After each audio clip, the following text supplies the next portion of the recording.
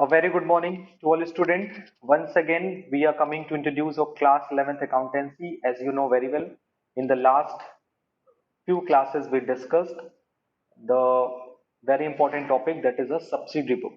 You know very well what is subsidiary book. When a size of the business is very large and the number of transaction at very high rate. So in this situation, company cannot or any organization cannot record all the transaction in the journal. That's why company prepared the subsidiary book. Subsidiary book include the five book: cash book, purchase book, sales book, purchase return book, sales return book, and general proper. There are basically six books are included in the subsidiary book. So in the last video, you know very well, we discussed the cash book. What is a cash book? Cash book is a book which include the cash receipts and cash payment of the organization during a specified period. यानी एक particular period में company या organisation के पास कितना cash आया और कितना cash गया, इसको हम प्रॉपरली एक बुक में रिकॉर्ड करते हैं, that is the cash book. यानी कैश बुक में हम क्रेडिट ट्रांजेक्शन नहीं रिकॉर्ड करते. क्या रिकॉर्ड करते हैं? Cash book records only cash transaction, that is the cash receives and cash payments. Number two, क्या नहीं रिकॉर्ड करते हैं? Credit transaction. क्रेडिट मतलब any transaction which are occurred on the credit basis, like a credit purchase, like a credit sales, like a expense outstanding. So such kind of expenses, such kind of the transaction cannot be recorded in the cash book. You know very well, there are basically four types of the cash book: single column cash book, double column cash book, triple column cash book, and PT cash book. Simple cash book records only the cash transaction. It does not record the banking transaction or discount transaction.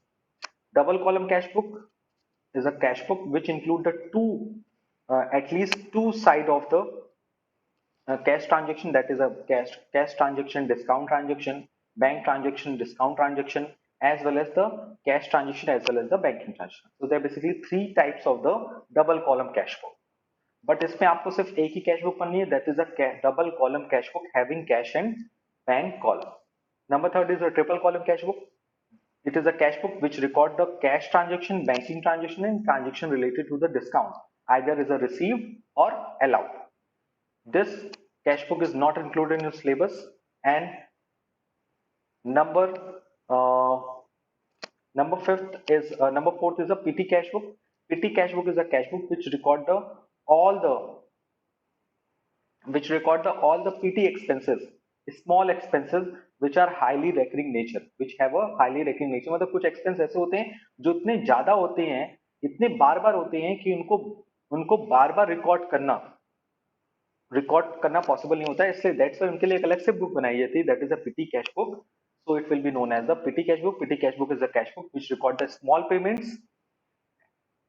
or the any payments which are related to the expenses which are occurred at a highly rate, which are occurred at a highly recurring nature. Okay, so Can I rejoin the now meeting? we can see. Yes, Sonam. So let's we move to the first type of the cash book, that is a simple cash book. It is also known as the single column cash book. Single column cash book or a simple cash book is a cash book which records only the cash transaction. और इसके format और इसके methods को मैंने आपको clearly बता दिया था कि cash book having a two side, debit side and credit side. Debit side record all the cash receipts and credit side records all the payments. Is that clear? It means जब भी कोई पैसा आएगा it will be recorded in the debit side of the cash book, और अगर कोई पैसा जाएगा तो it will be recorded in the credit side of the cash book. तो ये पहली बात क्लियर हो गई. So let's we move to the one question. उस क्वेश्चन को सॉल्व करते हैं and we can see that how we will prepare the cash book. So the question is on your screen. Enter the following transaction in a single column cash book, and the transaction are as follows: 2013 March 1, commenced business with cash 10,000. March 2, bought goods for cash 2,500. March 5, sold goods for cash 2,000. March 10, goods purchased from Vinay on credit 5,000.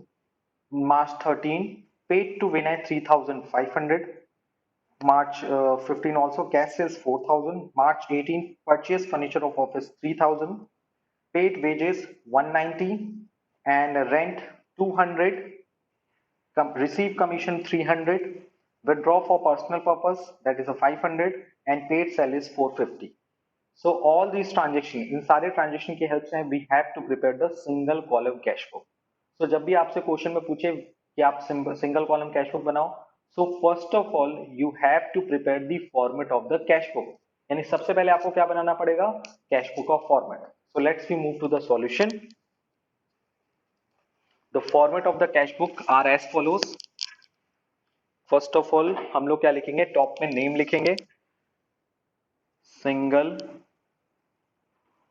Column cash book. Okay, and thereafter we draw the line. It contain the two side, debit side and credit side.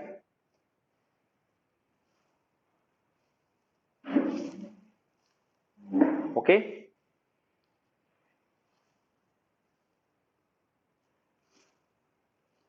I hope it is clear for you. So this is a format of cash book. This is a debit side and this is a credit side, and this one the debit side and this one the credit side. The first column of the debit side is debit, date, particulars, voucher number LF, amount. It will be skipped. Voucher number भी लिख सकते हैं, LF भी ले सकते हैं. It is totally depend on the question. Sorry, it is depend on your convenient. So ऐसा कोई प्रॉब्लम नहीं है कि वाउचर नंबर पहले लिखना है, लेजर फोलियो बाद में लिखना है, आप आगे पीछे लिख सकते हो. लेकिन हाँ, जब और बड़ी क्लास में चल जाओगे तो वहाँ एक सिस्टम होगा जिस सिस्टम से मैंने लिखा है voucher number and LF. So this is a format of single column cash book. और आपके सामने क्वेश्चंस भी मैंने आपको शो किया है. What is the question? And this question is already shared on your WhatsApp group. So question भी देखते रहो, सॉल्यूशन भी देखते रहो साथ साथ. So the first transaction is 2013 March 1 commenced business for with cash 10,000. So sir पहले इसमें आपको जर्नल एंट्री नहीं पास करनी, पहले तो मैं आपको क्लियर कर दूं. यहां पर आपको क्या करना है, you have to recognize कि कैश आया कि कैश गया. अगर कैश आएगा तो डेबिट साइड में रिकॉर्ड करेंगे, कैश जाएगा तो क्रेडिट में रिकॉर्ड करेंगे. यहां तक क्लियर होनी चाहिए बात. यस सर, पैसा आएगा तो डेबिट में, पैसा जाएगा तो क्रेडिट में रिकॉर्ड किया जाएगा. अब हम लोग बात करते हैं फर्स्ट ट्रांजैक्शन की. Commenced business with cash. Business अगर कैश से स्टार्ट करोगे तो बिजनेस के पास पैसा आएगा कि जाएगा? सर बिजनेस के पास तो पैसा आएगा. जब वो बिजनेस स्टार्ट करेगा तो he receive the cash, so it is treated as a cash receipts. So the entry will be of the first transaction, that is a debit side 2013 and the date is March 1. So March 1 को पैसा आएगा. और you know very well debit के आगे कौन सा prefix use करते हैं, टू. और क्रेडिट में कौन सा प्रीफिक्स यूज करते हैं हम लोग थर्ड ट्रांजैक्शन के आगे, बाई. सो सर टू क्या लिखें, जिस फॉर्म में पैसा आया. You know very well when the owner introduce some amount at the beginning of the business, मतलब जब ओनर या कोई बंदा बिजनेस को स्टार्ट करता है किसी पैसे से, तो it is known as the cash receipts. In which form, it is known as the capital. So that's why हम लोग क्या लिखेंगे, टू कैपिटल. कितना अमाउंट आया कैपिटल के फॉर्म में, कैपिटल से आया 10,000. ओके, सो ये रिकॉर्ड हो गया, पहला ट्रांजेक्शन रिकॉर्ड हो गया. यानी कैश बुक में यहां पे आपको जनरल एंट्री नहीं पास करनी कि दोनों साइड रिकॉर्ड होगा. सर डेबिट में क्या रिकॉर्ड होगा, क्रेडिट में क्या रिकॉर्ड होगा, नहीं, ये रिकॉर्ड हो गया टू कैपिटल. तो कोई कंफ्यूज मत करिएगा आप लोग. दूसरा लिखा है मार्च 2 बॉट गुड्स फॉर कैश. अब आप गए मार्केट, अपने बिजनेस के लिए कुछ गुड्स खरीद के लेकर आए. गुड्स खरीदोगे तो पैसा आएगा कि जाएगा? सर गुड्स आएगा बट पैसा जाएगा. तो इसको कहां रिकॉर्ड करना है, क्रेडिट में. किस डेट को, मार्च 2 को. पैसा जाएगा, किस लिए पैसा जा रहा है, क्योंकि हम गुड्स बॉट कर रहे हैं. ब्रॉड का क्या कहते हैं यहाँ पर, जब हम गुड्स परचेस करते हैं तो उसको क्या लिखते हैं, परचेस, बाई परचेस. अमाउंट कितना है, 2,500. सर सेकंड ट्रांजेक्शन भी रिकॉर्ड हो गया, यस रिकॉर्ड हो गया. यू कैन सी दैट कितना इजी है. Number 5, March 5 sold goods for cash. आपने कैश के लिए गुड्स को सोल्ड कर दिया. यही तो मेरा काम है, हम लोग का बिजनेसमैन का काम क्या होता है, गुड्स को सोल्ड करना. सोल्ड करके पैसा आएगा कि जाएगा, सोचो। It will be taken as a cash sales, तो कैश सेल्स से कैश इनफ्लो होगा क्या आउटफ्लो होगा? It is an example of cash receiveds. तो कैश रिसीव्ड होगा ऑन March 5, किस फॉर्म में पैसा रिसीव हुआ? To sales. How much? That is 2000. Okay, the next one is March 10, goods purchased from Vinay on credit. Goods purchased from Vinay on credit. Goods purchase किया, कहां से purchase किया? विनय से। किस पे परचेस किया? Credit.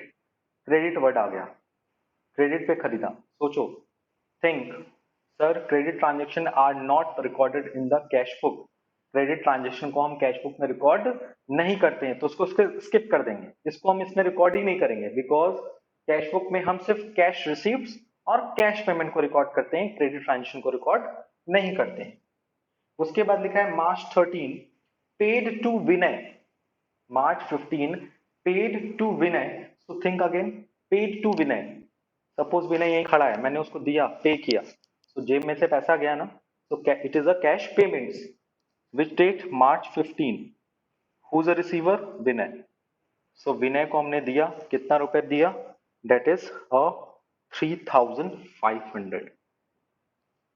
Okay, the next one is a March 15 cash sales. Again cash sales, you know very well, cash sale करेंगे तो पैसा आएगा। किस? March 15. This is a March 13, this is a March 15. March 15 को हमने अगेन सेल किया, cash sales. कितना sales किया? That is 4000। कितना इजी है, आप खुद देखो, कुछ नहीं करना है, पहले आइडेंटिफाई करना है कैश रिसीव्ड हो रहा है कि कैश पेमेंट हो रहा है। तो फटाफट इसको सॉल्व करते हैं। नेक्स्ट लिखा है परचेज फर्नीचर फॉर ऑफिस। आप मार्केट गए और अपनी ऑफिस के लिए एक वेल डेकोरेटेड फर्नीचर खरीद कर लेकर आए। तो फर्नीचर खरीदोगे तो फर्नीचर तो आएगा, जाएगा क्या आपके पास से? सर पैसा जाएगा, मनी विल बी गोइंग। सो पैसा जा रहा है, पैसा जा रहा है, इसका मतलब कैश बुक में कहां रिकॉर्ड होगा? It will be recorded in the credit side of the cash book. क्यों जा रहा है? क्योंकि हमने क्या खरीद लिया? फर्नीचर। सो कैश रिसीव हो रहा है, पेमेंट हो रहा है, क्यों हो रहा है? आपको बस टू एंड बाई के बाद उसी वर्ड को लिखना है कि सेल्स के थ्रू हो रहा है, कैपिटल के थ्रू आ रहा है, कि परचेस के थ्रू जा रहा है, विनय को जा रहा है, कि फर्नीचर को जा रहा है। सो it is very easy for you, because जब आप जनरल एंट्री पास करते हैं तो ये सारे टर्म्स यूज करते हैं बेसिकली। तो फर्नीचर खरीदा कितने का? 3000 रुपीज का, बड़ा सस्ता फर्नीचर था। March 18, 3000 रुपीज का हमने फर्नीचर खरीद लिया। नेक्स्ट, पेड वेजेस 2024 को पेड रेंट, तो दोनों ही पैसा जा रहा है। पेड वर्ड ही लिखा है, इसका मतलब पैसा जा रहा है, तो March 20 को भी पैसा जा रहा है और March 24 को भी पैसा जा रहा है। 20 को जा रहा है वेजेस के लिए और 24 को जा रहा है रेंट के लिए। वेजेस के लिए कितना पैसा जा रहा है? वेजेस हमने पे किया 190 और रेंट पे किया 200। अब उसके बाद देखते हैं ध्यान से, रिसीव्ड कमीशन दैट इज 26, नाम ही है रिसीव्ड कमीशन, पैसा मिला ऑन March 26। March 26 को पैसा मिला, so it will be taken as the commission. Cash received यानी कमीशन रिसीव्ड, कितना रुपए मिला? That is a 300। Okay sir. Next, withdraw for personal expense. आपने पर्सनल पैसे के लिए बिजनेस से पैसा निकाल लिया, तो बताओ पैसा आया कि गया? बिजनेस से पैसा गया। किस डेट को गया? March 28। क्यों गया? क्योंकि आपने पर्सनल पर्पस के लिए निकाल लिया। You know very well, when owner withdraw amount from the business for personal use, उसको क्या बोलते हैं? It is known as the drawing. What is drawing? When the owner withdraws some amount from the business for personal use, it is known as a drawing. तो अगर यहाँ March 28 को हमने personal purpose के लिए पैसा निकाला है तो उसको हम लोग क्या बोलते हैं? ड्रॉइंग। ड्रॉइंग वर्ड से ही समझ में आ जाएगा। कितना रुपए निकाला? 500। और March 31 को हमने क्या किया?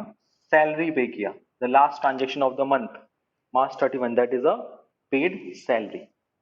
What is the amount of paid salary? That is a 450. Okay, you know very well just like a ledger, you know very well, ledger की तरह दिखता है ना, तो लेजर की तरह कुछ सिमिलैरिटीज होंगी, जैसे कि दो लोगों का चेहरा थोड़ा मिलता जुलता है, सो यू नो वेरी वेल दोनों का कुछ ना कुछ हैबिट तो सेम होगी। उसी तरह से कैश बुक और लेजर अकाउंट का भी चेहरा थोड़ा मिलता जुलता है, बस एक दो लाइन का डिफरेंस आ जाता है, बाकी सब लगभग वही है। तो उसमें एक सिमिलैरिटी होती है, जिस तरह से लेजर को हम टोटल करते हैं, इक्वल करते हैं, debit side is equal to the credit side, उसी तरह से जब आप सब्सिडी बुक प्रिपेयर करोगे, चाहे वो किसी भी तरह की सब्सिडी बुक हो, चाहे वो कैश बुक हो, चाहे वो परचेज बुक हो, चाहे वो सेल्स बुक हो, all types of the book will be balanced, specially for the cash book. Cash book तो बैलेंस्ड होनी चाहिए, दोनों साइड इक्वल होना चाहिए।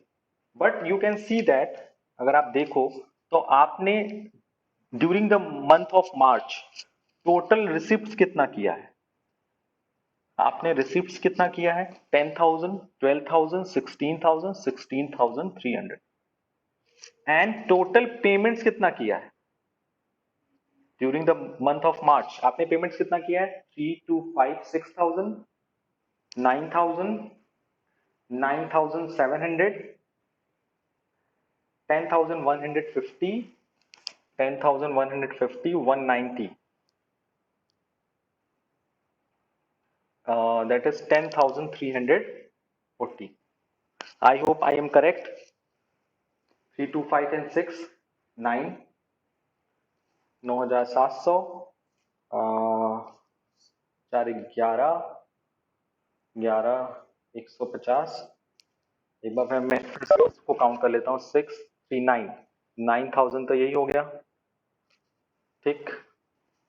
उसके बाद 2, 5, 7, 7 and 450, 1150, 1150 ऐड कर लो, 0, 1, 10, 150 and 191 again, so 190 again, that is 0, 9, 5, 14, 130.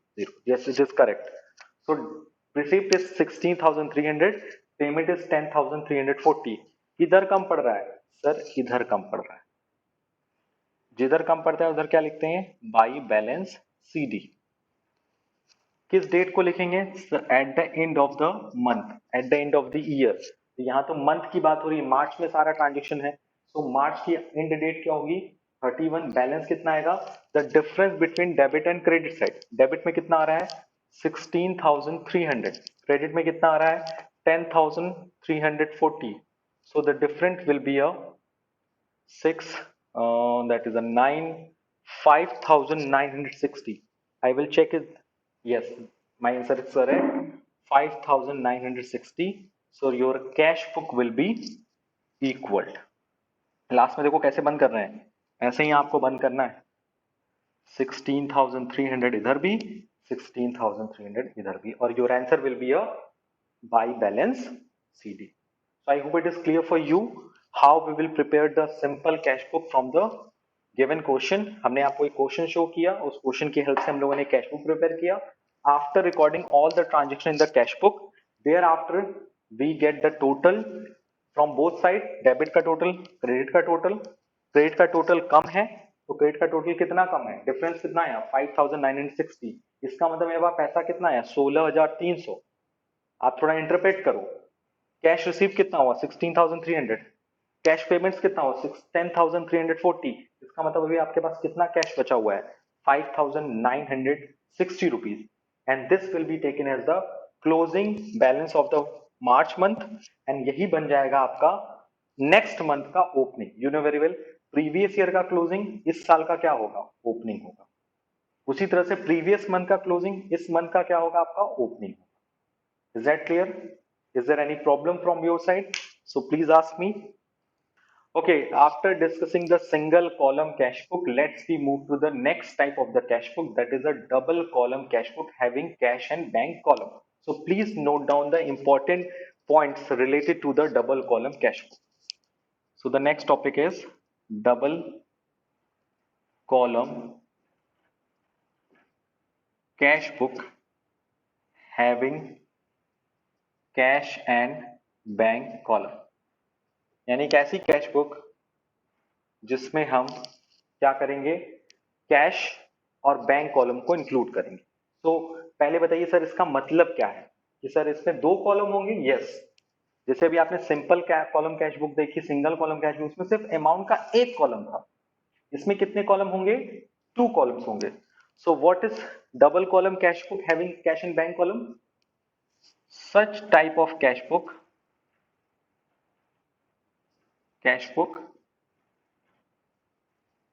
having 2 column of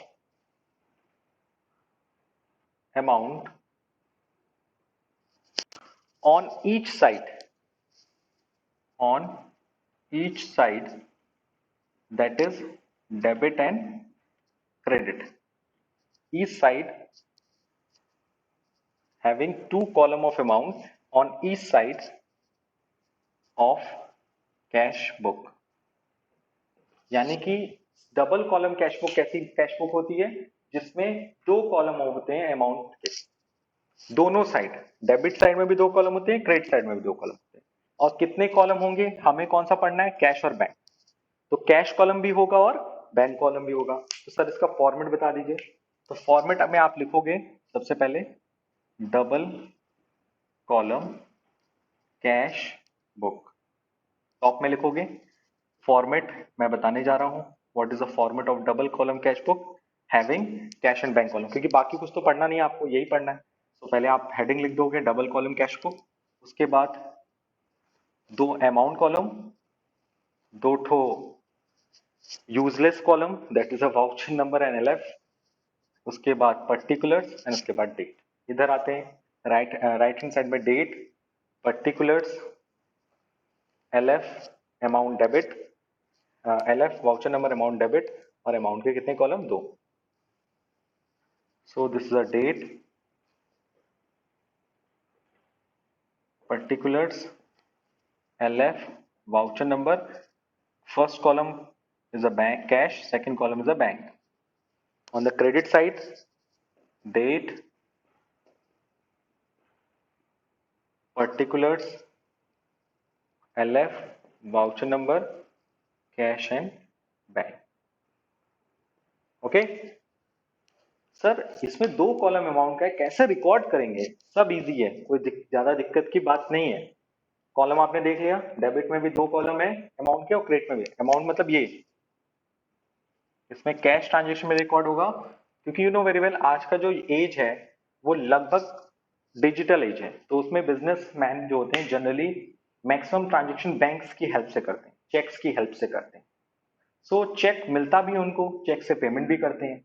तो उसके लिए एक अलग से कैश बुक बनाने से बढ़िया है कि हम एक ऐसी कैश बुक डेवलप करें जिसमें हम कैश ट्रांजेक्शन को भी रिकॉर्ड कर सकें और बैंकिंग ट्रांजेक्शन को भी रिकॉर्ड कर सकें। तो बेसिकली इसमें भी वही चीजें हैं कि अगर हमारा कैश इंक्रीज होता है यानी कैश रिसीप्स होता है, तो उसको भी हम लोग कहाँ वो करते हैं, रिकॉर्ड करते हैं डेबिट साइड में। और अगर कोई पेमेंट्स होता है, चाहे कैश पेमेंट्स हो चाहे वो पेमेंट्स थ्रू बैंक हो, तो उसको हम लोग कहाँ रिकॉर्ड करते हैं? Payment side. Okay, so it is very clear for you कि अगर कोई कैश रिसीप्ट हो या बैंक से रिसीप्ट हो, बैंक से मतलब एक ऐसा ट्रांजेक्शन जिससे आपका बैंक अकाउंट का बैलेंस बढ़ जाए। जैसे मैं आपको इतने मेहनत से पढ़ा रहा हूं, आप मेरे अकाउंट में 1 लाख रुपए जमा करते हैं, एक्चुअल में ऐसा होगा नहीं, आप 1 लाख रुपए मेरे अकाउंट में जमा करते हैं, तो इस ट्रांजेक्शन से क्या होगा? मेरा बैंक बैलेंस इंक्रीज हो जाए। तो मैं उसको कहां रिकॉर्ड करूंगा? Debit side of the bank column of cash book. This is known as the bank column of the cash book and this is the cash column of the cash book. Suppose मैंने अपनी कोई utilities, मैंने अपना bill payment bank के through payment कर दिया, ठीक है। जैसे मैंने अपना LIC या फिर मैं अपने पर्सनल की बात करूं, मैं अपने बिजनेस की बात करूं, तो बिजनेस का मैंने प्री इंश्योरेंस कराया हुआ, तो बिजनेस का मैं प्रीमियम भर रहा हूँ, बिजनेस का रेंट पे करना है, बिजनेस के एम्प्लॉयज को सैलरी देना है, वो सैलरी मैं कहां से दे रहा हूँ? अपने बिजनेस के बैंक अकाउंट से। तो कहां से इफेक्ट होगा?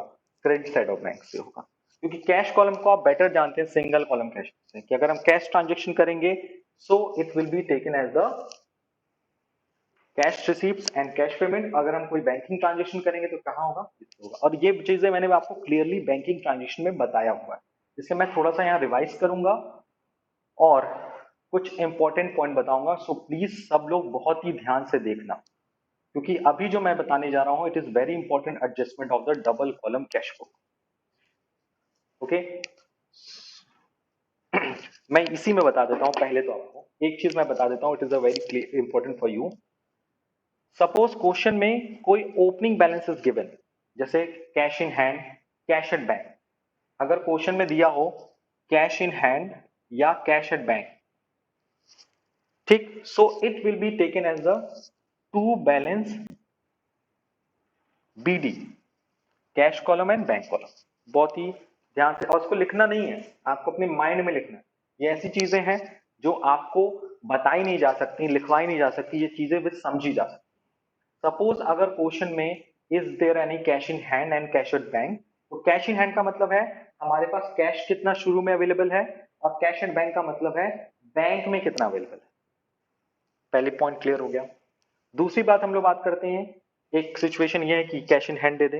एक सिचुएशन ऐसा होता है कि क्वेश्चन में दिया होता है cash in hand, cash at bank, bracket में लिख देता है क्रेडिट। ध्यान से समझिएगा, एक लिखा है कैश इन हैंड सिर्फ, और कैश एट बैंक क्रेडिट, और अमाउंट कुछ भी दिया है, समथिंग अमाउंट। सो उस केस में कैश इन हैंड को तो हम डेबिट में ही लिखेंगे, क्योंकि कैश हमेशा पॉजिटिव होता है, कैश कभी नेगेटिव नहीं हो सकता। लेकिन बैंक बैलेंस हमारा नेगेटिव हो सकता है। It is known as the bank overdraft. You know very well what is the bank overdraft. It is a situation, it is an option given by the account bank to the businessman on its current account. Business क्या कर banks क्या करते हैं, businessman को current account की facility देते हैं कि जितना उनके अकाउंट में पैसा नहीं, उससे ज्यादा वो पैसा क्या कर सकते हैं, विड्रॉ कर सकते हैं up to a certain limit. So अगर किसी भी बिजनेस का किसी भी क्वेश्चन में कैश एट बैंक क्रेडिट दिया है, तो वहां पर आप क्या लिखोगे, बाई बैलेंस बीडी, किस कॉलम में, बैंक कॉलम में। ये हो गई बात, ठीक। ये दूसरा सिचुएशन था, ये कंडीशन 1 था, और कंडीशन 2 ये भी हो सकती है। कंडीशन 3 क्या हो सकती है, लिखा हो कैश इन हैंड और क्लियरली लिखा हो bank overdraft. Cash in hand something amount, bank overdraft something amount, ठीक है। तो उस सिचुएशन में क्या करेंगे सर, यहां तो एकदम ही क्लियर है सिचुएशन नंबर 3 में कि कैश ओपनिंग बैलेंस आपका क्या है, डेबिट है, और बैंक ओवरड्राफ्ट है, तो कहां लिखेंगे उसको, तब भी हम लोग क्रेडिट में लिखें। और अगर क्वेश्चन में जैसे फर्स्ट केस था जिसमें सिर्फ लिखा है cash in hand and cash at bank, तो उसको हमेशा पॉजिटिव लेके चलेंगे, उसको नेगेटिव नहीं मानेंगे। नेगेटिव हमेशा कैश एट बैंक हो सकता है, it means it is known as the bank overdraft. तो उस सिचुएशन में हम उसे क्रेडिट साइड में ओपनिंग बैलेंस की तरह ट्रीट करेंगे, क्योंकि क्रेडिट बैलेंस का मतलब होता है नेगेटिव बैलेंस, और डेबिट बैलेंस का मतलब होता है positive balance in respect of the cash book. यानी जब हम कैश बुक बनाते हैं तो कैश बुक का डेबिट बैलेंस मतलब पॉजिटिव बैलेंस, क्रेडिट बैलेंस मतलब नेगेटिव बैलेंस। आई होप यहां तक कोई क्लियर, कोई डाउट नहीं होगा। अब हम लोग चलते हैं, कुछ टाइम मेरे पास बचा हुआ है, तो उसमें मैं आपको थोड़ा सा हिंट दे देता हूं। The hint is that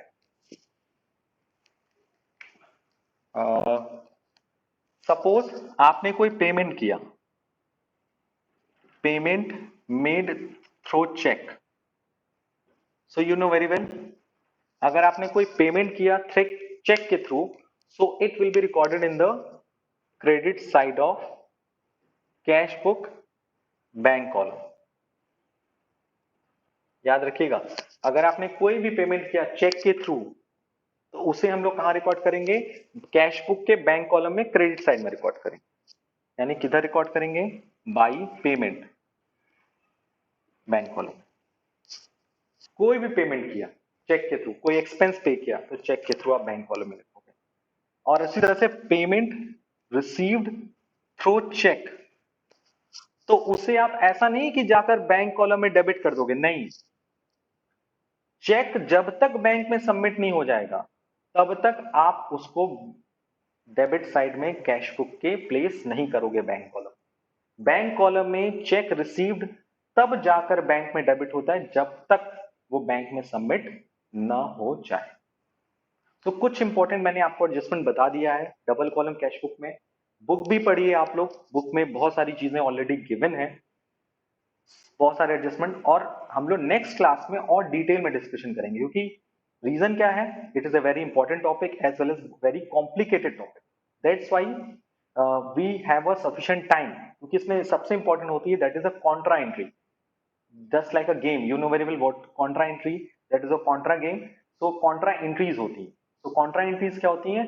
which affect the both side of the cash book, यानी जो कैश बुक के डेबिट को इफेक्ट करेगी, क्रेडिट को इफेक्ट करेगी, जस्ट लाइक दिस। ये देख रहे हो, जो ये तो कैश बुक के डेबिट में इफेक्ट कर रही है, लेकिन ये देखो कैश के डेबिट में भी कर रही है, क्रेडिट में भी कर रही है, ये डेबिट में भी कर रही है, क्रेडिट में भी। तो कुछ ऐसी चीजें हैं, आप बैंकिंग ट्रांजेक्शन को रिवाइज कर लेना, उसके बाद हम लोग प्रॉपरली डिस्कशन करेंगे। So I hope today we cleared all the topics and doubts very easily. If you have any doubts, so please ask me. Thank you. Thanks a lot.